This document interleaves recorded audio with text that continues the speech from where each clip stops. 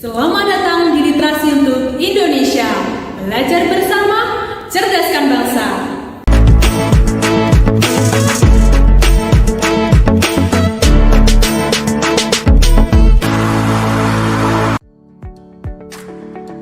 Hai generasi cerdas, kembali lagi dengan Kak Nuri di Literasi untuk Indonesia.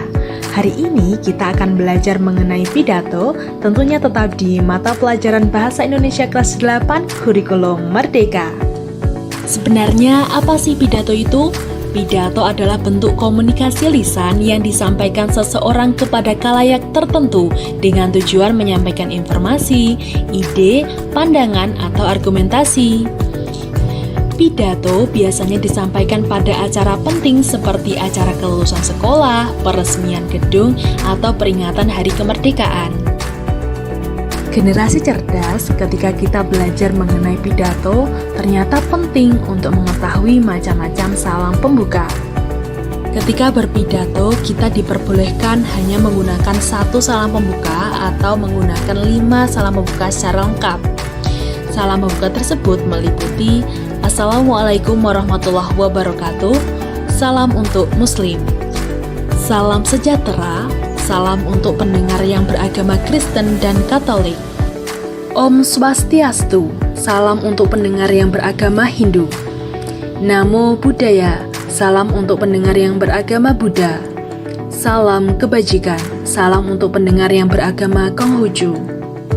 Berikut ini contoh pidato pemilihan ketua OSIS baru. Assalamualaikum warahmatullahi wabarakatuh. Yang terhormat Kepala Sekolah SMA Pahlawan, yang saya hormati Bapak dan Ibu Guru SMA Pahlawan, yang saya cintai teman-teman SMA Pahlawan.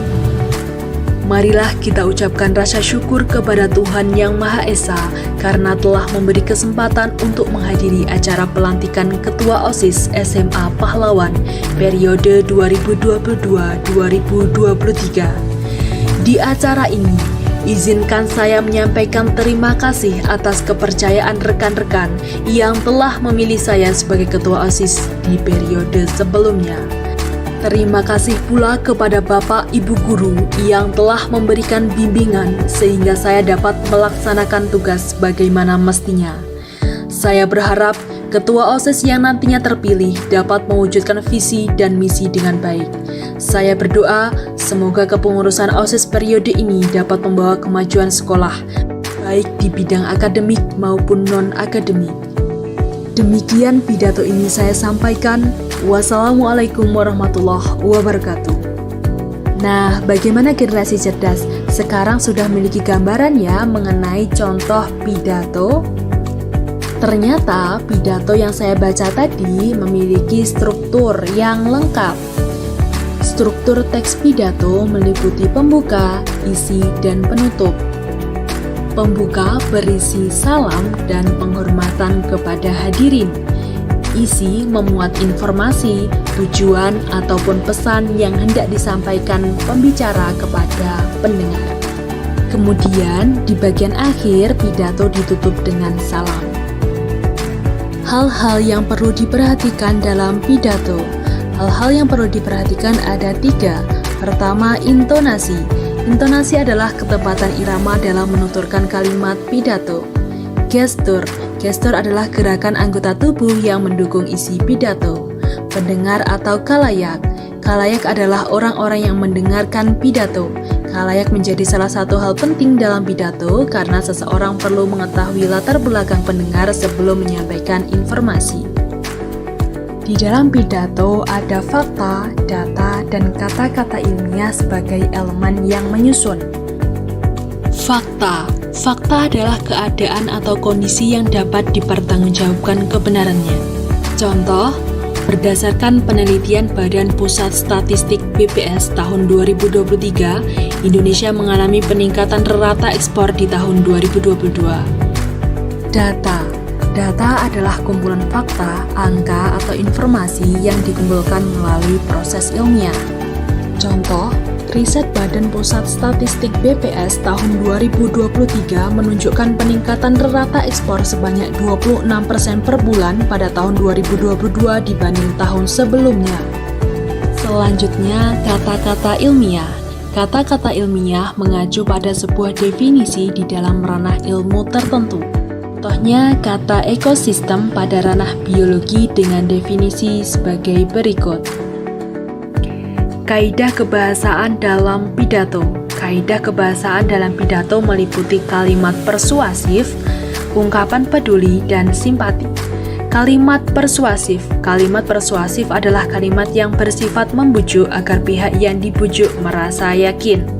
Contoh, mengingat sampah menjadi masalah serius di Desa Karangrejo, maka hendaknya kita memiliki kesadaran diri untuk mengurangi penggunaan barang-barang yang sulit didaur ulang. Ungkapan peduli dan simpati. Peduli atau simpati dalam sebuah pidato dapat ditujukan pada manusia, binatang, tumbuhan, ataupun lingkungan. Contoh, saya prihatin dengan kondisi sungai di Desa Maju Mundur yang dipenuhi sampah. Kita sebagai warga sebaiknya mengagendakan kegiatan kerja bakti dengan segera. Metode dalam pidato.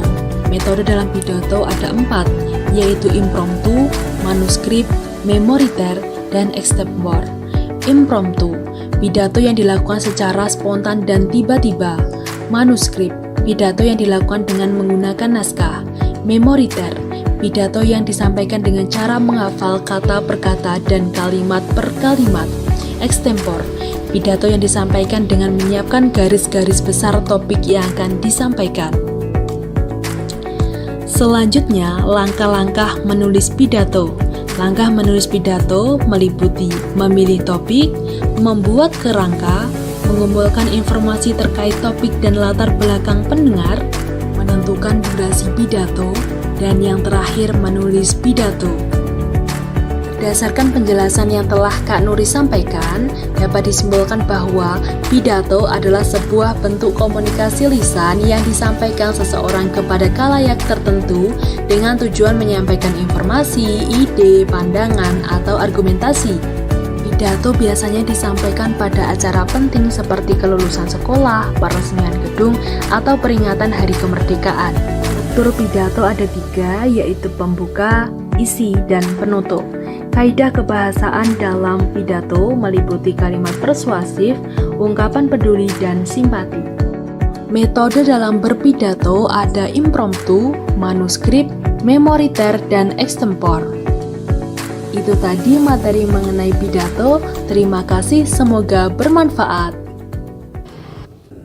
Generasi cerdas, terima kasih telah menonton videonya sampai akhir.